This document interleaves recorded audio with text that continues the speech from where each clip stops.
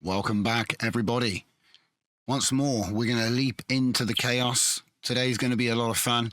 Last video, we took a look at the new IPAdapter-V2 in SDXL, focused on style transfer. That was the V6 release. So over on my Civic profile, you'll find Trio. That's my new triple latents workflow for SDXL, which focuses on the new IPAdapter-V2. Right. So the V4 was like a concept, and that produced some amazing images, but that was only dealing with the various implementation of a magic prompt, iterative upscale, triple latents, and of course the IPAdapter V2 SDXL style transfer.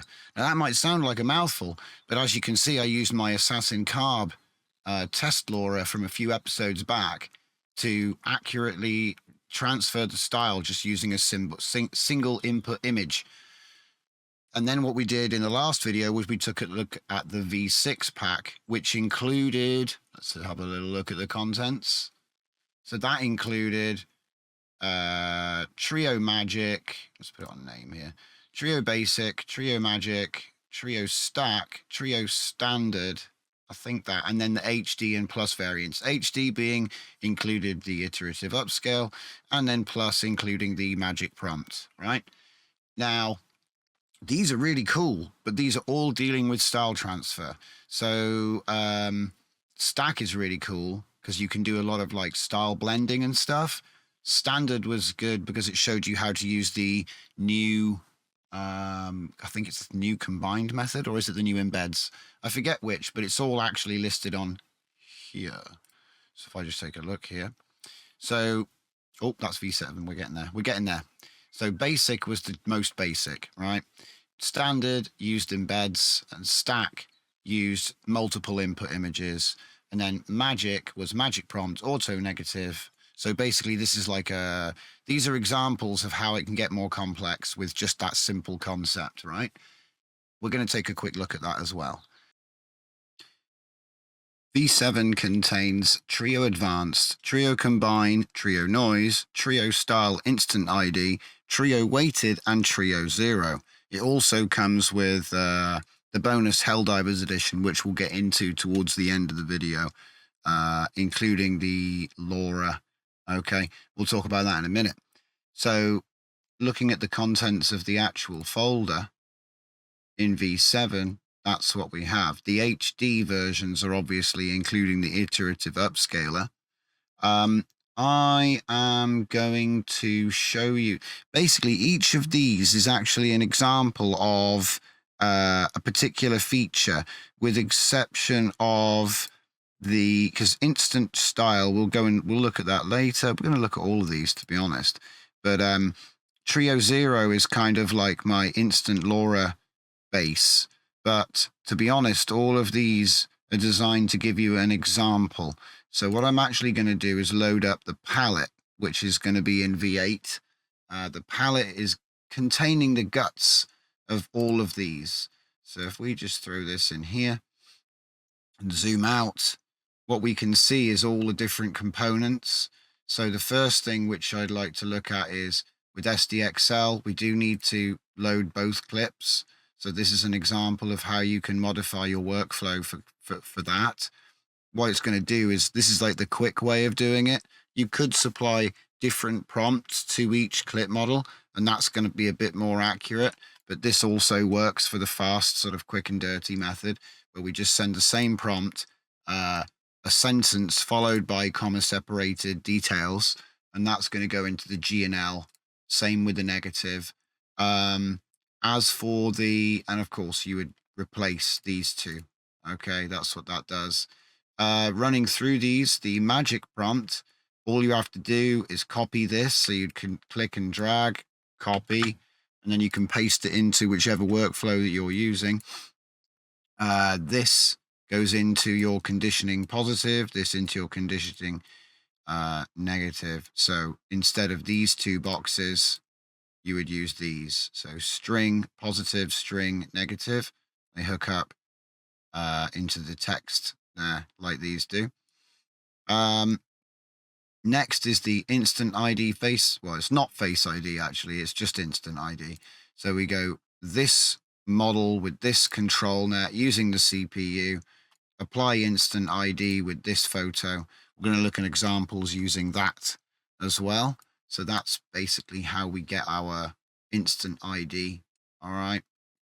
Next is Trio Standard. This uses the unified loader. There's much more information about that on the GitHub for IPAdapter-Plus. You've got a full list of every model and which folder it needs to be in.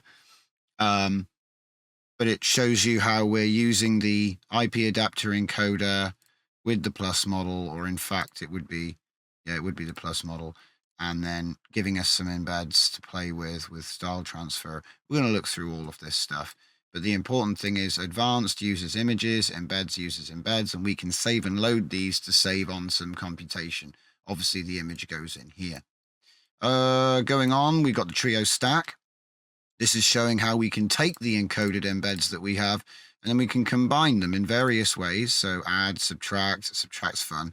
Average is fun. Okay. And then we can actually pipe that into the IP adapter embeds node. There is also the option to save and load them, as I said before. We'll do an example of that toward the end of the video. Trio weighted shows how we can weight the embeds when we're actually bringing them in. This could be a load, okay, a load embed rather than an encoder. So the image would go in here with an encoder, and if it was a load, but like I say, you're able to actually, you're able to do that, which is fun. So if we now go up to Trio noise, so this is an example of how we don't need to necessarily have, we don't need to use an image here. We can do IP adapter noise. It's going to make a noisy image to go in there, which is going to give us better results. I tend to use shuffle 0.3 with 0 blur. That seems to make a nice result. So that covers all of the basic guts of everything in the pack. Because if we actually go in here, what we've got is a full workflow, but this is the actual guts. And so what I ended up doing was building Fusion, which is essentially all of my favorite parts put together to take advantage of the things. And then we have a lot of space here for putting in multiple IP adapters or control nets. And obviously we're going to look at, I'm not really releasing image to image workflows or looking at them in this video, but I will give an example of how you can turn one of these, you know, how you can get image to image easily. So just stay tuned. All right. So from that point, I think we're going to dive into one of these workflows. Okay. So let's just check the settings here. So what we've got is we've got our input image, one of my test outputs with the glass bottle using Face ID. And in a peaceful spring morning, a woman wearing a white shirt is sitting in a park on a bench, etc. There it is. And using this style. So obviously we don't have any tokens for the bottle or the jacket or the choker. And we don't have her eye color being purple or anything like that. And just using linear at 0.7, yeah, we've ended up with this image, which is not bad. And there's no upscaling going on here for speed. But if I was to change, now this is something I wanted to show you as well. Let's just change this to shuffle at 0, and we're on the same seed. So, okay, and as you can see, the image is now a lot closer in terms of the sort of form of the face. You know, it's a little bit closer. I would say the hair is probably about the same. We've got this swoop. So, you know, I'm just looking at the details here, you know, like there's certain features in the image which you can sort of pull out and go, oh, yeah. But it's not, it's done what I've asked for, though. She's in a park on the bench. It's not, I mean, it's getting close to, but you got to remember, this isn't Face ID. This is just taking the composition and the style. Or, well, not really. It's actually doing linear. Do you know what? It's time. It's time to talk about UNet blocks. That's right, everyone. the author of IPAdapter, I wish I knew his name so I could say it. I'll have to find out. Put this into one of his streams. And it really gets the noggin jogging, doesn't it? Because about 18 months ago, I was messing around with things like Supermerge in 1.5, in Auto 11.11. And I did a lot of stuff with merging in 2.1. And we did a lot of stuff with weighted blocks with Loras. And we really do, like, the power of this unit is pretty amazing. And when SDXL came out, we all wondered if anyone would do anything with that. And like I said, that's part of why this is so awesome. But this image, it's great because it's got a lot of technical information in it. But I'm just going to switch over to some earlier resource. So let's take a look at this. This is the merge block weighted extension for Automatic 11.11. It was superseded by the Supermerge extension, probably about a year ago. And the difference was that you no longer had to actually save a checkpoint. You could load both checkpoints, do whatever merging stuff you wanted with the blocks, and then you could render images. You didn't have to save the checkpoint, okay? And that was a huge thing because up until that point, we were like making terabytes and terabytes of just, oh, I changed one thing and had to save it and test it. And that, of course, was quite laborious. So this was a big deal. And ultimately, the Lora block-weighted loader came, which kind of made this less necessary because then you could load any model and then you could load any Lora, which was trained on any model. And then you could just, well, in the same version, of course, in the same base version. But we could get a lot of cool, we could get a lot of cool work done with this. So the idea is the same. We have a unit of layers, input, middle, output. All right. So that's all you have to remember. There are blocks. There are blocks that are going in. There are blocks in the middle. There are blocks at the end. That's the best way to think about it. And that's represented right here. There are blocks at the in, blocks on the middle, and blocks on the end. Now, the number of layers may be different, right? But as far as I can see it, this is the same concept. And so that's how I'm approaching it. And so when he says something like ease in, ease out, that reminds me of this sort of thing.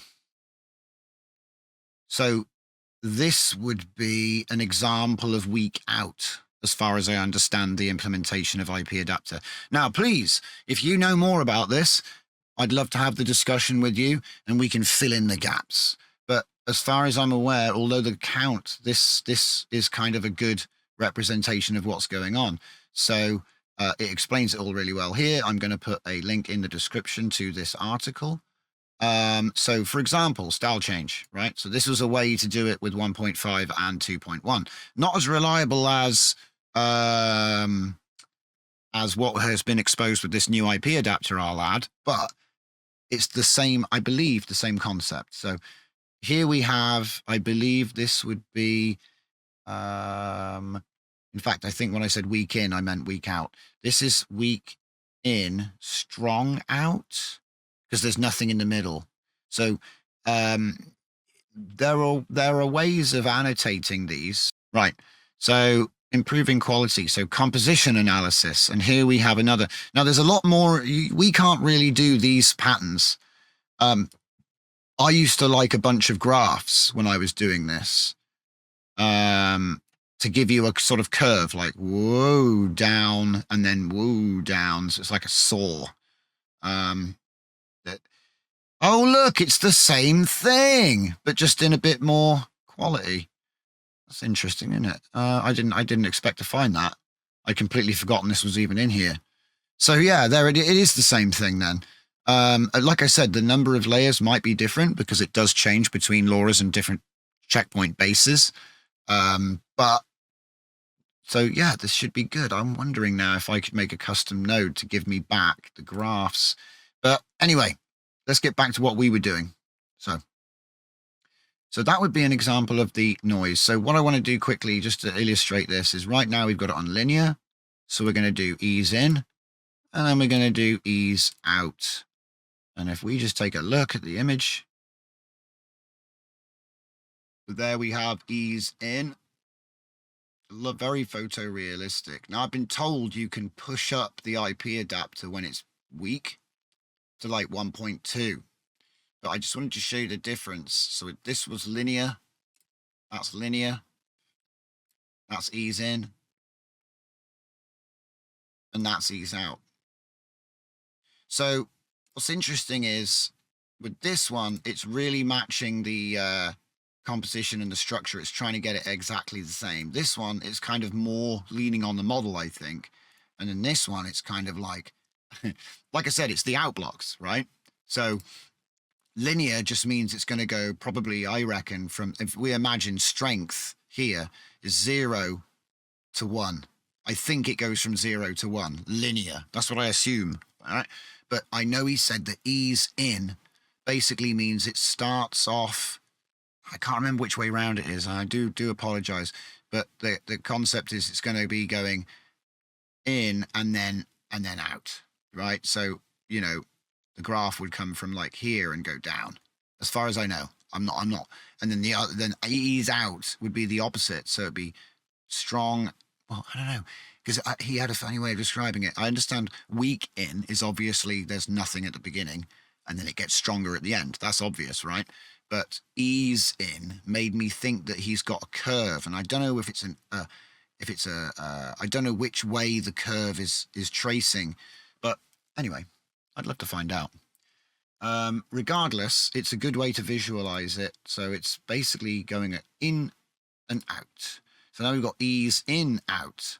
So I would imagine that is like a curve that is like an upside down U. So, you know, weak at the beginning, strong in the middle, but then he's got strong middle. So maybe he meant it goes the other way.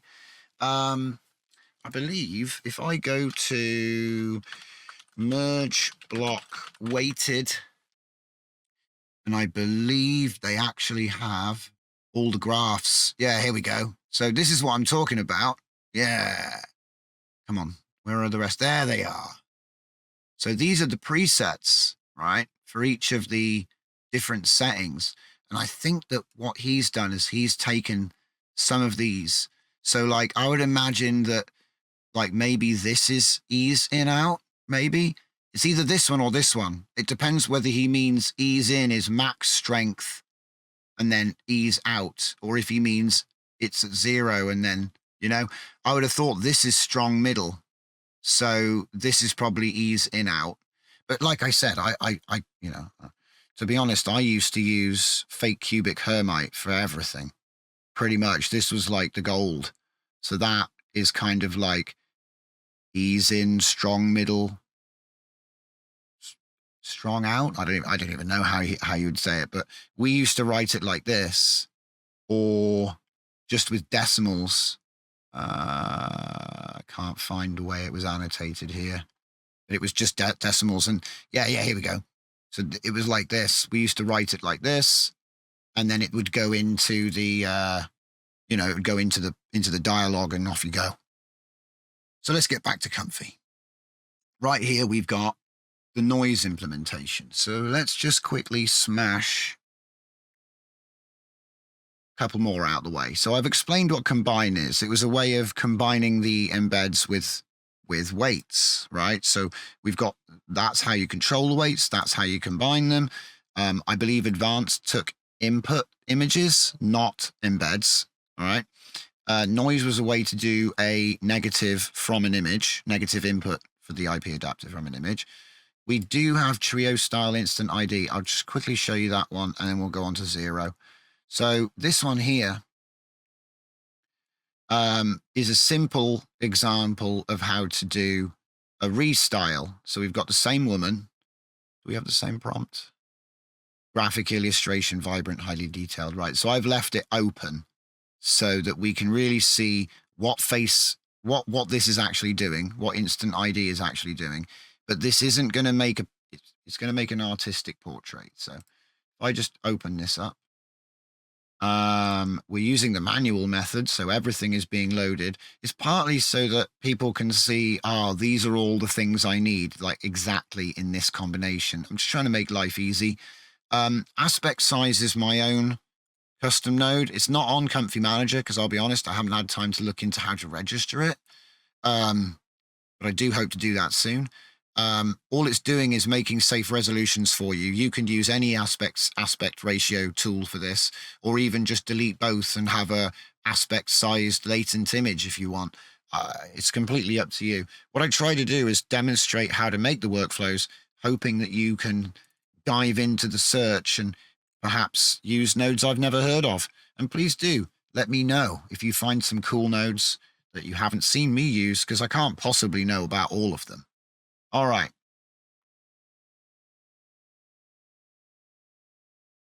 Okay, and so just to give you a rundown, we've used this as our instant ID target, and then I've used the Triumph of Death and some art which was generated by a good friend of mine here. We put the two together using batch images going into IPAdapter Advanced. So that's another way where I'm just not interested. I don't mind about the weighting or anything like that. I haven't done anything really. So just go straight in, all right? And with style transfer at 0.55, K plus mean V with C penalty, and off we go. And then we get this. So it's the same person, but now we're in a sort of abstract artistic sort of portrait landscape thing, which is cool. That's what the idea was. The idea was to use these images to restyle a portrait, and then you have your artistic portrait. Okay. And obviously with a little bit of planning with the prompt and with the choice of the images, you can get nice results. So you could also obviously add in Loras or use whatever trained model. This is all set up for SDXL. I would say it's probably better to do this the other way round, but I wanted to do it this way round specifically to get this effect. I think that if you do it the other way around, then it's going to create a more dynamic composition, because I don't think that the woman will be fixed here. There may be a woman generated somewhere in the image, because we would prompt that, and then it's going to do the restyling. Like it would have already done the restyling. So it's kind of, I believe it's going to try and put the person in the scene, but I haven't tried it the other way around yet. We're going to get to that. So that's an implementation of the instant ID. So let's move on now to Zero. Okay, so I've just done a little change here. I've added in an IP adapter noise node on shuffle 0.3 with 0 blur, and we're actually not going to use this, which did actually give good results, but I'm just going to use one of the images. All right. Now, before it worked fine, but I'm hoping this is going to make it a little bit more interesting. But essentially, we've got a bunch of 17th or 18th century art here by Pieter Bruegel, who made some awesome sort of middle-age, sort of peasant life work. And let's have a look at what we've got. So it's come out. Now, I did ask for a depiction of a Renaissance village or something, right? So let's just pump up. Oh, we've got it on ease in. So let's say ease in out. And this is the sort of thing that you have to kind of experiment with, because there isn't really a right or wrong answer. It depends what you're working with. There's no like perfect formula. You just kind of have to have a feel for what the influence of the values is. And then through practice and experience, you'll basically get a gut feeling for, I think I need to go with this. But you can always just try every setting. Oh, nice. We've got a big red square there. That's cool. Let's go to the style transfer section. Pump it up to like 0.8. Okay, so we've got another image sort of going a bit nuts on the roof here. So it's probably too strong. So at that point, I'd back it off. See, this is pretty much sort of like the taste method. You've got to just sort of fiddle around with the values to get them to where you want them to be. Maybe it's adjusting an image. Maybe one of these images isn't good. Okay, but we're getting some cool sort of Renaissance stuff. Probably still a bit. This is what I mean. You can go nuts with messing around with steps, CFG, changing different samplers. You've also got, as I said before, you've got all these different options. So let's just go with strong middle. I did like strong middle. And also add. We've got it on concat, so let's put it on add. Do another one, and we'll move on. Oh yeah, that was a good point actually. So the interesting thing about this particular workflow is it's actually using IPAdapter tiled. An IPAdapter tiled can take non-square images, all right, which is quite useful. Now I'm kind of overriding that by using my AspectSize to force the latent into 16:9. But if you weren't using that, I believe it's able to do off square. It certainly can take them in, because the big problem with Clip Vision is it only accepts, if I remember rightly, it's like 124 by 124 or something really small squares. So it's going to shrink everything down into the vision anyway. Right. So there we go. Okay. And we haven't used any upscaling or any sort of stuff. This is just a triple latent pass, which is pretty good actually. There's not too many anomalies. And I'm pretty sure that if I was to use the upscaler on this, it's going to fix a lot of the tiled roofs. It's going to fix a lot of the people. And it already looks pretty good. Okay. Right. So that was TrioZero. Now, the thing about TrioZero is it's not actually loading a Lora. So what I'm going to do is show you how you can reinforce this workflow. And the way I did that was using the Helldivers 2 Lora, because what I wanted to do was say, listen, you take 11 images, you go to Civitai, you do the captioning, right? You train it. It costs you 500 buzz, and you didn't need to really be a technical engineer to figure this out. You didn't need a 4090, you didn't need a collab subscription, you don't need to know what RunPod is. And it's a really good website. They've got all the best community models are on there. All the creators are up there. You know, obviously there are many places you can go for workflows and checkpoints and things like this. But Civit's always been out there as a community leader. So I always recommend them. I worked with them in the past. They're great guys. So with all that being said, let's take a look at TrioZeroHD Helldivers Edition. So basically this is the version which goes with the Lora.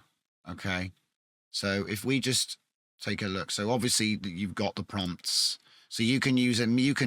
I would recommend starting with HLL style, but you can mix and match anything.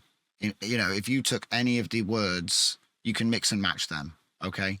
And you can also introduce new words, of course, because it's text to image, as we know. But, you know, just a guide.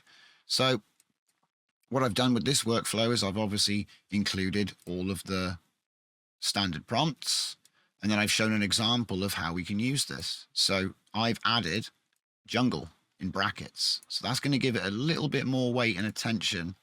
And then we've got the actual model loading here at 0.7. We're using IPAdapter tiled so that we can have off. Because you know what? I'm going to put that in there and we'll see what happens.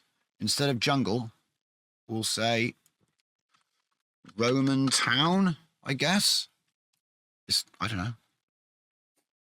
16:9. We've got it on randomized, so let's just fix that. Batch size is 1.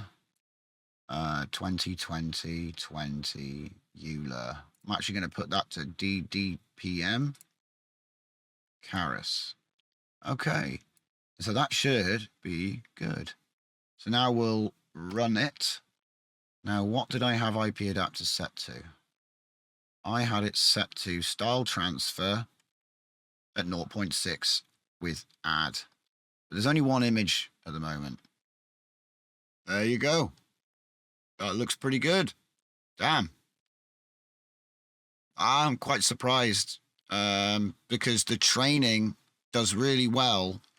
And then when you take that model and combine it with a workflow that's actually, because here you go, like you can see where I've disabled the default clipping code.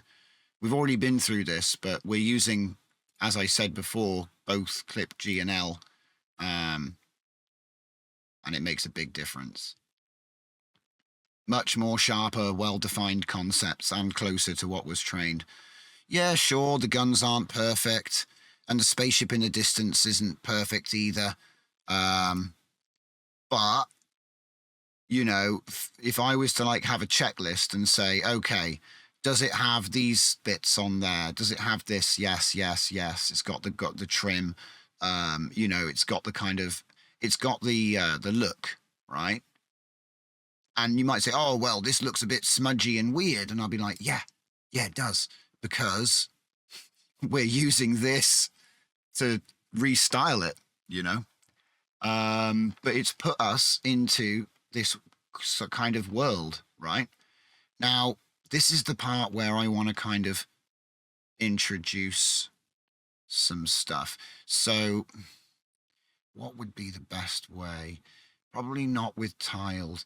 I'd probably want to switch it out for advanced and then use some embeds and weighting, and like we could like alter the image and things like that.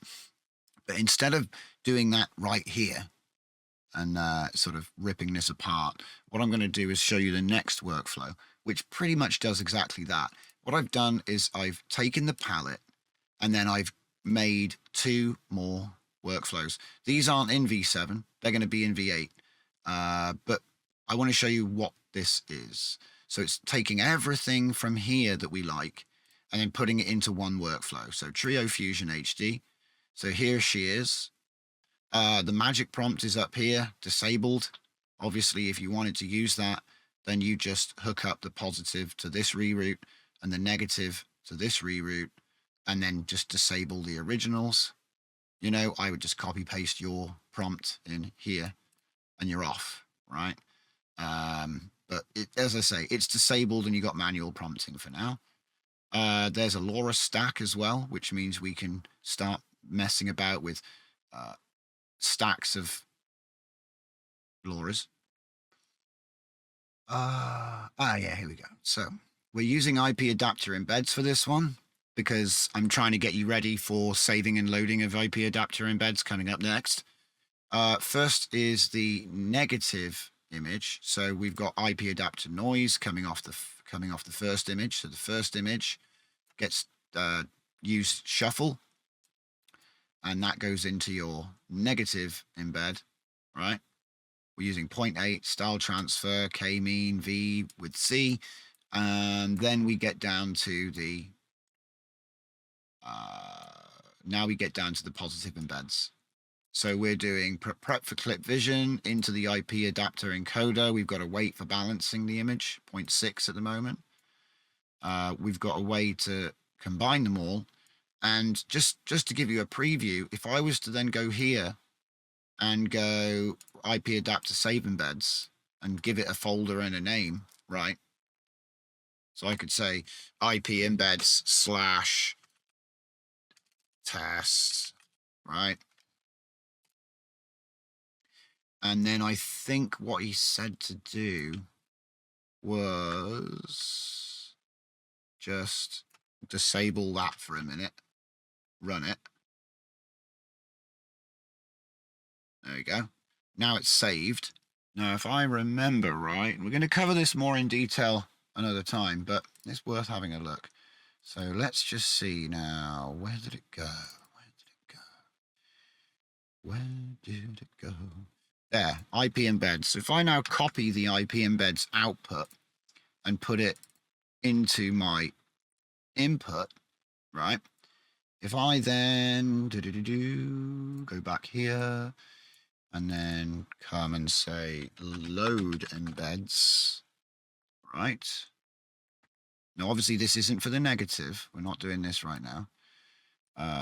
Refresh, because it didn't exist. There we go. Test 1. So that would be the one I just created. If I put that into the positive embed now, right? And then I can actually disable all of this with a big Control B. We'll bring the generator back online. Okay, and so now what we're doing, we're going to have to, we do need to have that though, like that, because it needs to still, I haven't done the negative. Anyway, so we're still going to load an image, prep for noise, encode, and then use that. We're still going to do that, right? But we're going to take the main, so that was what, 2 other images being loaded, right? Okay, so, all right.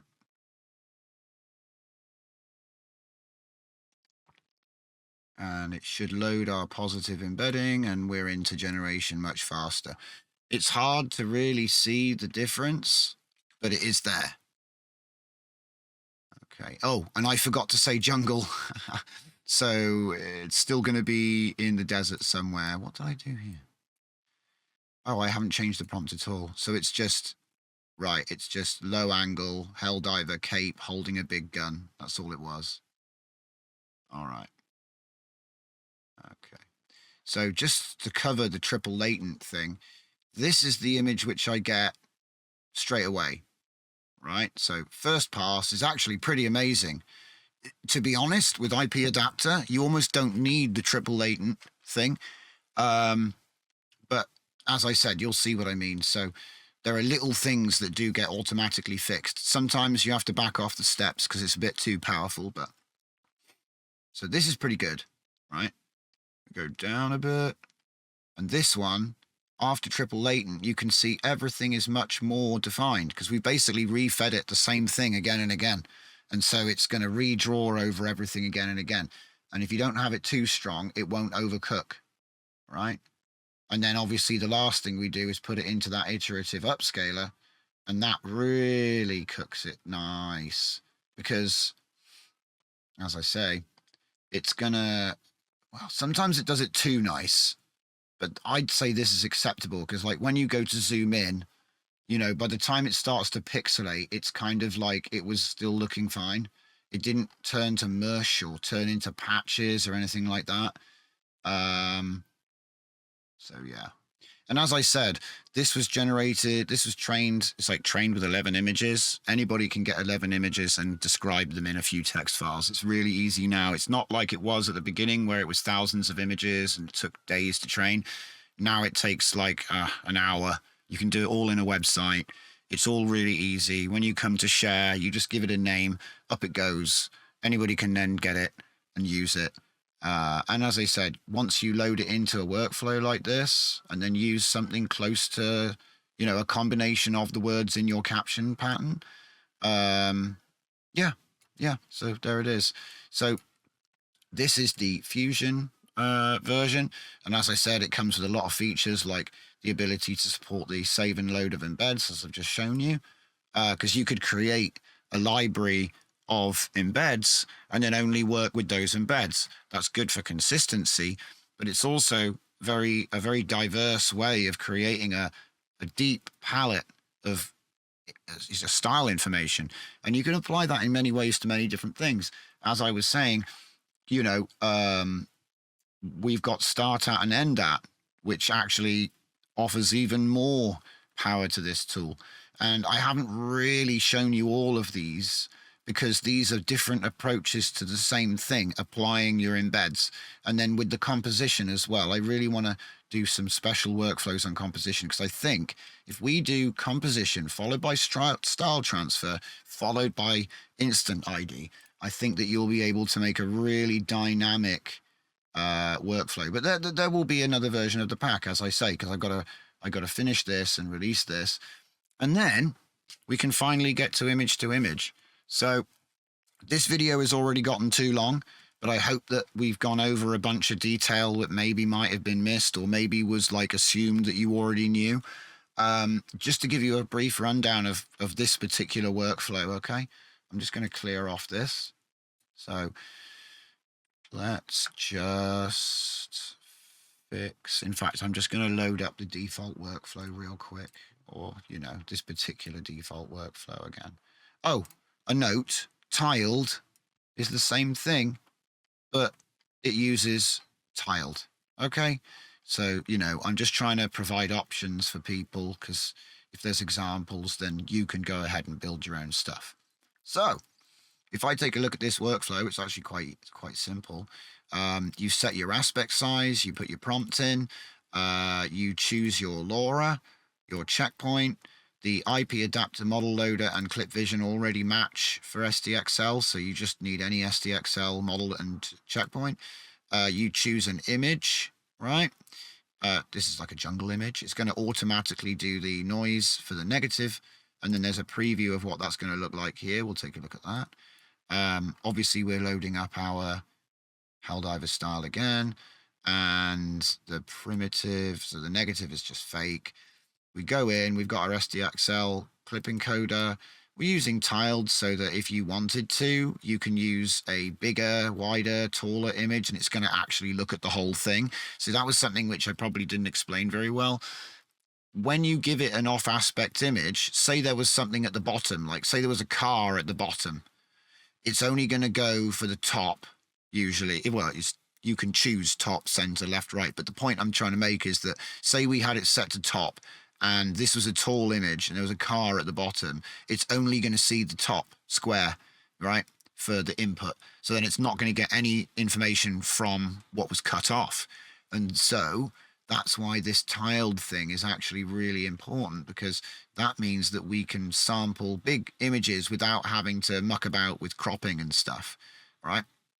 Anyway, so we have the triple encoder, and then we have the upscaler. So that's pretty simple stuff. The stuff that comes after there is always the same.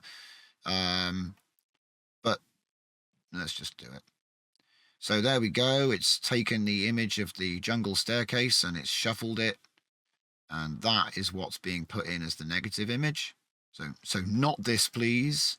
And you can put anything in there as well. You don't have to use a negative. You could have a library of images to be used for this. And some people are doing that, and it does sharpen up the image a little bit. It's a bit like offset noise in some ways, or that's what I'm seeing. So let's take a look at the first output here. What have we got? There we go. It's Helldivers helldiving. Okay, and it's not bad. You know, the definition, some of the visors are a bit squiff, and some of this is a bit like off theme. You know, the guns, like I said, guns are always a challenge, but they're pretty similar. And as I said, the iterative upscale often saves your ass. I've only got it on 20 steps right now for speed, but 30 can sometimes produce a bit more detail. It's just a question of time, really, like how much time do you have? Sometimes I prefer to do the upscaling separately, but because of the way that this is bringing the prompt in every time and things like that, I think this has actually got a lot more value now, because we're feeding everything in. You know, everything from the generation gets fed in as well. So it's more than just the image, really, that's being put into the upscaler. And I think that's why it's able to get the details a little bit more, a little bit sharper.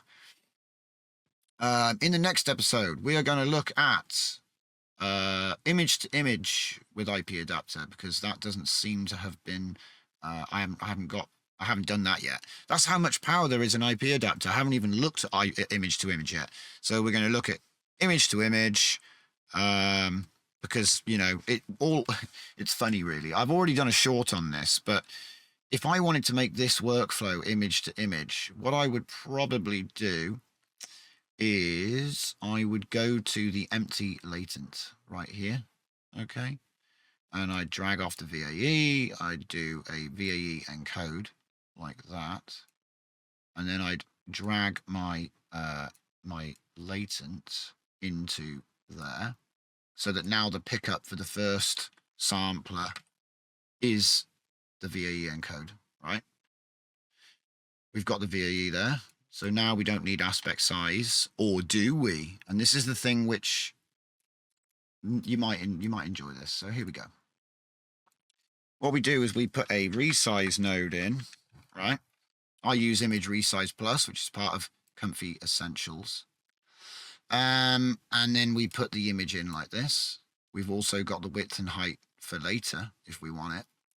And then what I do is I actually convert the input width and height, and then feed my feed it in like that. And then we still get this. We still get to use the this. So let's put it on 1-to-1 like that. And then we're going to go off here and say a load image. And then we have to find something like, well, there we go, this guy. All right. And then I need to get a prompt. I haven't got all the prompts here. Tut tut. So we'll get like this. And put that in there. So you just got one guy. So one Helldiver doing a fist salute. Right. There's that. And then we go to the first K-sampler and say 0.5.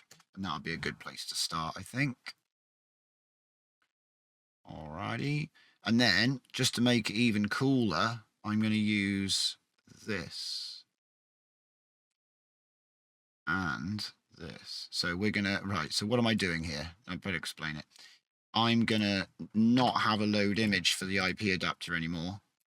And we're going to have this guy instead, right? So we're going to use the image we're loading as the noise.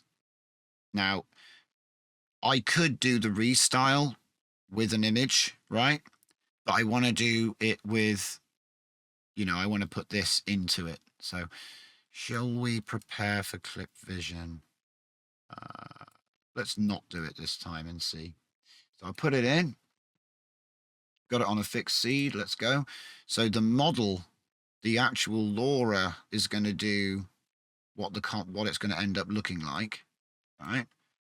But it's going to use this as the input latent and the style. So this is interesting. Very there's a lot of room for leverage here. So we should get a square image of a single person. That's what I'm hoping for. Oh, well, I mean, he's got no cape, but details, you know. So if I just have a look at the prompt here, you'll notice there's no cape token. So that's actually a problem with my training. One or more images in my model didn't have the cape token. And as a result, I'm going to get some images with no capes. Which looks really weird now I look at it like. Maybe it's just blowing in the wind and you can't see it. It's really windy right now. You just can't tell. So if I put cape in, I should be able to fix that. But yeah, it worked. Do you know what I mean? It's making it in the desert. Now, of course, if I was to say, it says mountain, desert, mountain. So what if I say jungle, right? And there's no jungle in the data set. So that's coming from the model. So there's the final upscale. And as I say, it's pretty good. It does seem to be trying to do this sort of art style, which is a bit blurry, you know. And like I said, I could pump it up. So I could pump up the IP adapter strength now. So we could go for like 1. Well, actually, wait. Let's just wait, because I've changed a bunch of other stuff. Oh, look, we're in the jungle now. And we've got a cape. And the iterative upscale is going to add a bit more detail, most likely to the leaves and things like that. So we end up with this sort of digital art drawing of a Helldiver. There it is. That's pretty good. The fist is actually better. The cape is much better. The plants got better. Everything just got a bit more detail, but in the style of that image. So now what I want to do is just pump up the middle there. And then finally, we'll do the style transfer. But yeah, I hope you can see how image to image can work. So, for example, if I was to take the denoise down on that first K sampler, it's going to make it a bit more like this image, right? And also, if I pump up the style here, it's going to also make it more like the style of that image. But I'm using strong middle right now, so it's going to be pulling a lot from the trained Lora. There we have it with a bit more of the style pushed up on strong middle. And this is really good, you know. It's actually surprising how good it is, considering that there's a lot that goes into training Loras. And so I think Civitai actually raised the bar in terms of auto training with their on-site trainer. So 5 stars. I mean, people will say I'm biased, but whatever. Results are what they are, and I'm surprised by how good the results were, honestly. So there it is. And that's not to say I was expecting a bad result. It's just that I've seen a lot of results, and usually they're not this good. So that means that if you don't know much about this and you're just getting started, 11 images is all you need. I will do a video walking through how to do and set up your Civitai training. It really won't take long. You could probably do it in a minute as a short, but I will take the time. So next episode for the TrioPack V8 is going to include image-to-image workflows and an exploration of SDXL controlnet, which I love and spend far too much time using. So basically, guys, just to round this one off, V8 is already up. Okay, I tend to release, sorry, V7 is already up. It takes time to make the videos. So if you come along and join the Discord, there's an inside line channel where I'll post all my stuff immediately, because sometimes it can take me a day or two before I actually get the video out, which is always sad times, because I want you guys to get the stuff soon. That's the whole point of what I'm doing. I'm trying to get it out there so you guys can, you know, create cool art. By all means, drop into the Discord and share it. We've got a little forum we're trying to start up. I'd love it if people made threads and showed me some of the stuff they've made. Don't care if you've used my stuff, to be honest, because half of it is trying to figure out what's out there, what's just come out, what people are using, and, you know, we've got to roll with the punches. So that's everything I've got for you. And thank you for sitting through this extremely long video. Let me know in the comments if you prefer the long form stuff, because I'd like to do like workflow live builds and things like that. And if nobody really wants the long form videos, I'll keep them shorter in future. So there it is. See you in the next one.